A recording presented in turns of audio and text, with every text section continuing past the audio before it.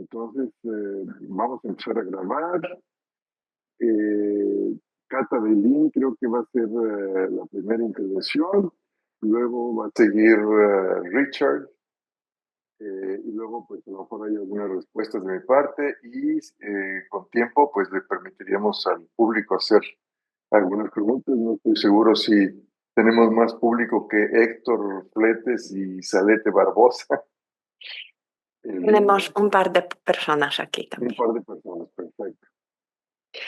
Pues buenas tardes, yo soy Kata Beilin de la Universidad de Wisconsin-Madison y durante los últimos 10 años mi investigación se enfoca en la resistencia de la cultura maya en Yucatán. Y hoy tengo ese placer y honor de empezar la presentación del libro escrito por Gerardo Otero y Efe Gürcan y titulado Collective Empowerment in Latin America, Indigenous Peasant Movements and Political Transformation. El libro comienza con la afirmación de que América Latina no solamente es un bastión de la resistencia en contra del neoliberalismo global, sino que también es un laboratorio de donde nacen las nuevas propuestas para una transformación política futura. Y que los gérmenes de esa posible transformación pues están contenidas precisamente en esos movimientos indígenas. El planteamiento que a mí me convence profundamente. El libro, como lo indica el título, es multidimensional. Nos ofrece no solamente análisis de los movimientos indígenas campesinos en 5 países claves de América Latina, sino también, y con eso comienza, una amplia, profunda introducción teórica y crítica metodológica. Hay una tercera dimensión, que es una dimensión prescriptiva. El libro ambiciona poder servir de ayuda a los movimientos de los que escriben. Entonces, hablando de la introducción, los autores critican las ciencias sociales que solamente ayudan a entender y navegar las estructuras sociales sin que nos ayuden a cambiarlos. Y en este sentido citan la famosa frase de Marx de que los filósofos siempre tratan de entender el mundo, pero puede ser que lo más importante sea cómo podemos cambiarlo. Entonces, comienzan a formular sus conceptos teóricos y esos conceptos ya, como vamos a ver si leemos el libro, sirven también de una manera prescriptiva. Uno de esos conceptos lo llaman bottom-up linkages approach, que podría traducirse al español como una aproximación basada en las conexiones entre los movimientos sociales y el Estado, que permite pues superar la dicotomía entre las aproximaciones basadas en movimientos sociales y las que analizan el poder del Estado a nivel metodológico, pero también a nivel prescriptivo. Ya los autores sugieren que los movimientos indígenas y campesinos tienen más probabilidad de éxito si establecen ese diálogo con el Estado, que sigue siendo el actor más importante a pesar del creciente poder de las corporaciones internacionales. Otro concepto clave en mi lectura en el libro, o otra afirmación conceptual, es que la dicotomía entre la lucha de clases y la lucha por los ideales indígenas, que llaman diferencia, es una dicotomía falsa. Por lo tanto, los movimientos otra vez tendrían más probabilidad de conseguir éxito en sus luchas si establecieran, construyeran puentes entre sus planteamientos indígenas que surgen de las filosofías indígenas hacia, digamos, las agendas de la lucha de clases, el socialismo. Entonces, ya cuando empezamos a leer la segunda parte del libro, empezamos a leerla con pues las preguntas si realmente el análisis de los movimientos va a confirmar que pues estas propuestas, estas afirmaciones funcionan del todo o tal vez no completamente, ¿no? Y podríamos decir que el análisis histórico, sociopolítico del movimiento al socialismo en Bolivia, del MAS, sí podría inicialmente confirmar de que construir puentes entre las agendas indígenas y las agendas de lucha política sí ayuda a ese movimiento a conseguir el poder, pero luego, ¿qué pasa con el movimiento que consigue el poder? Alimentándose de las vindicaciones anti-extractivistas indígenas, cuando tiene que luego imponer una política profundamente extractivista. Como sabemos, esta tensión ha sido presente en la política boliviana y también ecuatoriana, donde CONAIE, que es otro movimiento analizado en el libro, no ha subido al poder, pero ha sido, en palabras de los autores, interceptado por el poder del Estado y pues también en cierto sentido ha perdido ese impulso inicial basado en los ideales indígenas. Pero yo creo que el movimiento, en mi lectura, el movimiento que más problematiza esa afirmación de que la dicotomía entre la lucha de clases y la lucha por los ideales indígenas es falsa, es pues el movimiento zapatista en Chiapas, porque si el movimiento zapatista había podido conseguir lo que había conseguido precisamente porque solamente se involucró en diálogo con el Estado y las instituciones del Estado para negociar la autonomía. Entonces sí pudo dar vida a los ideales de la democracia alternativa basada en ese principio de gobernar dialogando, obedeciendo, mandar obedeciendo, porque pues estaba excluyendo las presiones que habrían venido del Estado. No, entonces es cierto que los autores afirman que después del inicial éxito de ese movimiento ha habido cierta alienación, que el movimiento zapatista ahora se encuentra en crisis, que han entrado otros actores. Yo creo que Richard sabe mucho más de eso, entonces nos va tal vez mencionar con más profundidad el tren, la tecnología, el crimen organizado. Esto ya ocurre después de, creo, porque son eventos muy recientes, después de terminarse la investigación de este libro. Pero para terminar y pasar la palabra a Richard, para mí una gran pregunta, una pregunta fascinante con la cual me voy a quedar después de leer este libro, es si realmente podemos evitar, podemos superar esa dicotomía entre ideales de la lucha de clases y los ideales por valores indígenas sin transformar el paradigma económico y político que se basa en productivismo, desarrollismo y necesariamente extractivismo, muy opuesto a pues, la visión indígena de una relación recíproca con el territorio, donde hay que sacrificar extra consumo y extra pues, producción para mantener esa relación por largo tiempo. Entonces, los autores insisten en el libro que los movimientos indígenas deberían incorporar agendas de clase de los movimientos progresistas occidentales. Yo tal vez terminaría diciendo que el libro tiene también una vertiente implícita que sugiere que los movimientos occidentales también deberían incorporar los valores de los movimientos indígenas y que sin esto, pues tal vez esa dicotomía no se podría superar. Muchas gracias. Le voy a pasar la palabra a Richard. Sabe mucho más de eso. Muchas gracias, Kata. Richard, te pido que empieces con una autopresentación, por favor. breve. Bueno, soy Richard Stahler-Sholk, profesor emérito de la Eastern Michigan University.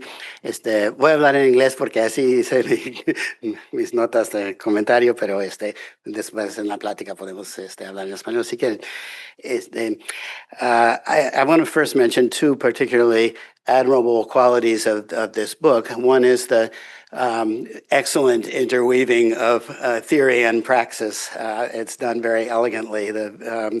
Kata gave a very good presentation on the theoretical framework of the book, so I'm not going to repeat that. And then the empirical portion of the book includes a section of case studies, including the Zapatista and Conay Ecuador experiences, the Argentine indigenous peasant organizing around food sovereignty and opposition to agribusiness, the Brazilian MST, and the Bolivian MAS. And then there's a section that uses quantitative analysis constructing a social democracy index to look at how well or how poorly progressive governments have done in achieving advances and comparing that to so-called radical left governments and kind of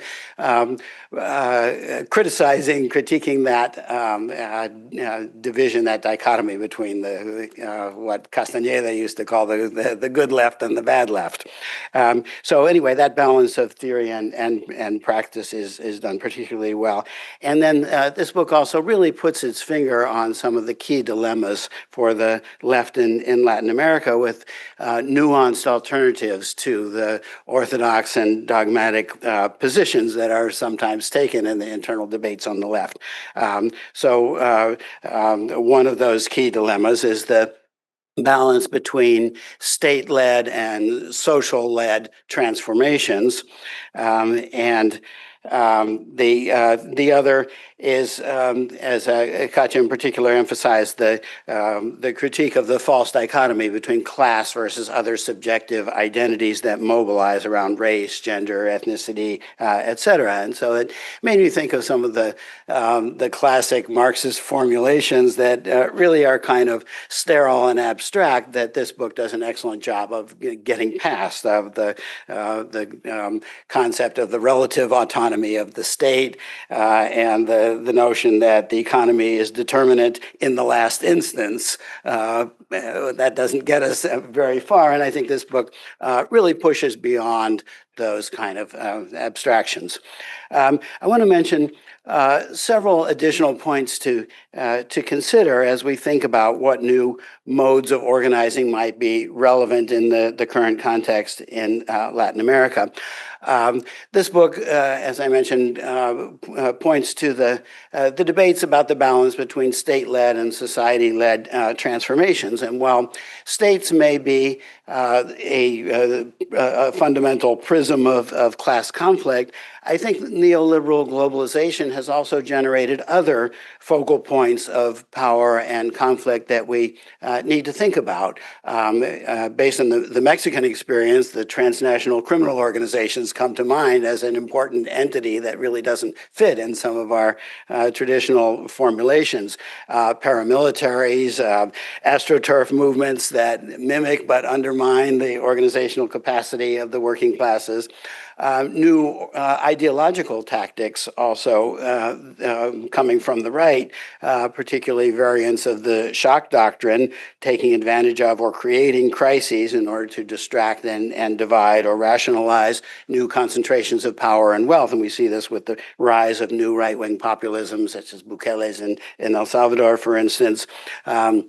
And I'm reminded of a remark by the Colombian economist Héctor Mondragón when he was talking about the internal armed conflict there. And he said something that I thought was particularly insightful, that the population displacement, particularly affecting indigenous and Afro-descendant populations, was not an accidental byproduct of the war, but the war was in order to displace people and clear the way for transnational capital. So these are some challenges, other crises that leave openings to the right that the left needs to think about how to organize around, or climate change, pandemics, for example, and the unequal impact that those have in different sectors of the population. Another challenge that this book presents to us that we need to continue to think about collectively as we visualize radical transformation, progressive change in the region, is that too much emphasis on the state power aspect at the expense of thinking about structural transformation sets up left governments for the right wing to sabotage those governments and then make it look like it's a failure of the left. I mean, Venezuela might seem like an exceptional case because of the U.S. sanctions and hostility, but if we think back to Nicaragua once upon a time when the Sandinista government was still a revolutionary government, and even in Bolivia, it was popular mobilization more than the foothold in state power that rescued the MAS project after the coup.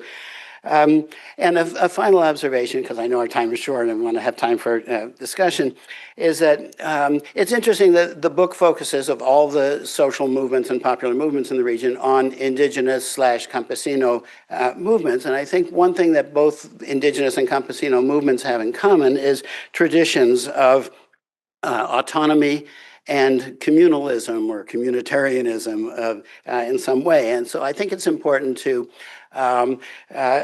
keep in mind that maybe the autonomous and communitarian left has more impact and more potential as agents of change than meets the eye. The Zapatista movement has reverberations far beyond Chiapas to other social movements without imposing itself in a vanguard style like the old lefts.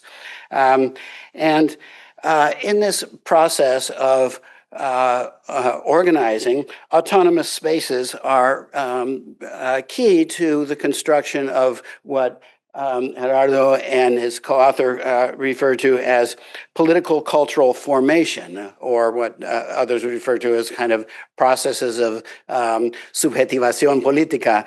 And so it's nurtured in those autonomous spaces. If we think about the encampments of the MST, for instance, or the Oaxaca Commune, brief though it might have been, of 2006, it really created a space with a long-lasting impact on the movements and its successors, the Argentine piqueteros and the spaces that they occupied in the streets and the occupied factories and so forth, social solidarity economies.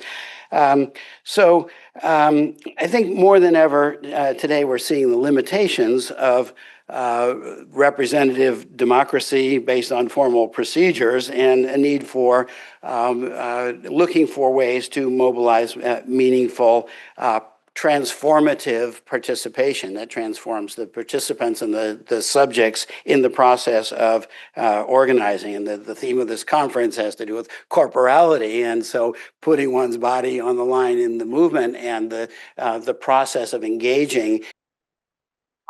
Thank you very much, Kata and Richard. I think at this point, rather than responding, I would like to ask any people in the audience, or whether virtual or in-person audience, if they have any questions for the presenters or for me. I'll be very happy to address any questions. We have two questions here, and they'll come to the microphone so that you can hear. Okay, wonderful. Hi, Gerardo. Congratulations on your book. This is Roberta Rice from the University of Calgary, the new Arab section chair. Congratulations, and thanks for your service. Thank you. What piqued my interest, what Richard said about the social democracy index that you constructed. I was wondering if you could speak a bit about that. And did you rank the different case study countries? And if so, what does that ranking look like? Thank you. Thank you. Thanks very much for your questions. Let me try to be brief while addressing them. First, there was a question about the Social Democracy Index, and yes, that is a measurement we do on Chapter 10. What we did was engage a debate that was set off in 2006 by an article by Jorge G. Castañeda, in which he talked about what he called a good left and a bad left. Basically, the good left was the neoliberal left, and the bad left was the populist, irresponsible left, and he basically concluded that the so-called left in Latin America was not accomplishing much. And then there was one strand of the debate. The other strand was what we called the maximalist Marxists. And maximalists in the sense that they were really not happy with the gradual reforms that the leftist governments were doing. And so they basically dismissed the fact that this left was going anywhere beyond neoliberalism. They were very unhappy with the continued extractivism of this left, which, those governments taking advantage, in fact, of the commodities boom. They were using some of those revenues to enhance social assistance programs. So what we did was we took all the different contributions to this debate and we inductively derived an index made up of 5 different indicators, and we combined them in a certain way. We introduced some weights in order to give a little more weight to issues of inequality and employment and worker demands and so on. And but also an indicator of democracy, the extent to which voting participation has increased and so on. And we applied it to a set of 10 countries, 8 that self-describe themselves as on the left, and 2 that were clearly neoliberal, at least at the time, until 2018. Colombia and Mexico were definitely neoliberal countries. So we used those 2 countries as control groups, to see how the social democracy index worked. And in most measurements, the leftist governments performed better than the neoliberal governments. We divided the measurement first from 2000 to 2014. And that's where the best development was achieved, because that was the period of the commodities boom. Once the commodities boom collapsed in 2014, then there were problems. So we have a second period of measurement from 2014 to 2019. Most of the countries continued to do better than the neoliberal ones, except that there is a very noticeable and dramatic collapse for the case of Venezuela. And we argue that that is primarily due to the tremendous boycott that has been waged since the time of Obama on the Venezuelan government. So yes, there is no doubt there has been a tremendous collapse. Many people have left, etc. And the social democracy index, the measurement really indicates that, or confirms that collapse. The other question, we consider that it was important to put some numbers, some empirical information on this abstract debate. And our main conclusion is that in varying ways, all the governments of the left have actually increased their performance in social democracy, in what was labeled social democracy by the participants in this debate. So the second question was about the bottom-up linkages approach, something we called it, by the acronym BULA, B-U-L-A, bottom-up linkages approach. And here one of our main points is that in order to experience transformation, political transformation, you have to have both an impetus from the bottom up, but that impetus needs to be corresponded by state intervention from above. that implements some of those policies that are demanded by social movements. And I mean, one example we had in Mexico that did not materialize so well was the Zapatista uprising since 1994. Why did it not materialize so well? Well, because they insisted on staying outside of any kind of government program. They, by principle, opposed participating in government assistance programs. So in defining that bottom-up linkages approach, we discussed three major approaches to revolutionary transformation. One that was called ruptural. You can consider that the Leninist approach. So ruptural in the sense that they want to take over state power in order to smash capitalism. We consider that to have been revolutionary strategy that has been mostly defeated.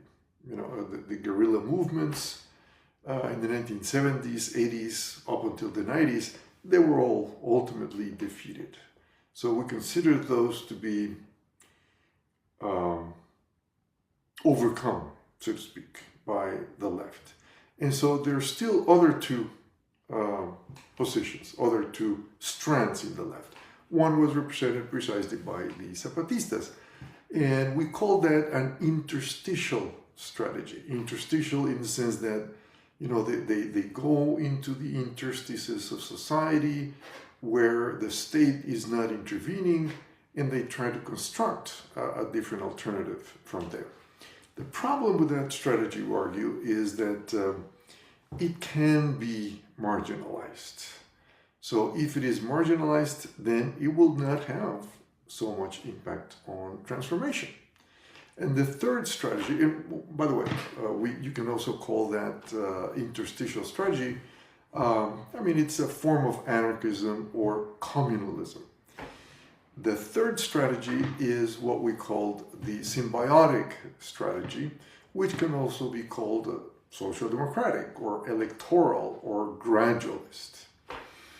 And I guess the important part of this strategy is that it can supplement the bottom-up impetus with top-down interventions from the state.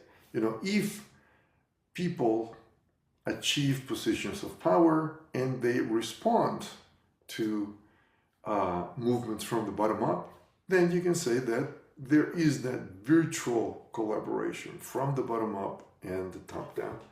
And in fact, you could say that the current government in Mexico, Morena, has implemented the Zapatista dictum, which was so beautiful in a way, to govern by obeying.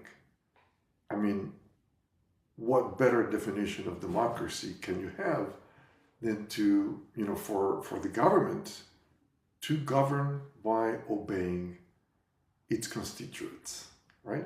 I mean, that's what democracy is all about. So in that sense, we consider that the government of the Fourth Transformation has implemented this dictum. Unfortunately, we don't reach to that point in our book, the government of López Obrador. We might do that in the Spanish version, which should soon be published, and well, more on that later. But well, for this presentation, I think we're done. So I thank Richard and I thank Kata very much, and I thank the people who raised questions. So I encourage you to get hold of that book. There is a paperback edition now, so you could even consider adopting it for a class. Thank you very much. Well, thank you, Gerardo, for answering my question as well, because there was an implicit question in my introduction. Congratulations one more time for the book. And thanks everyone for coming here in such a sunny afternoon. Thank you very much, everyone. Thanks, Kata. Thanks, Richard.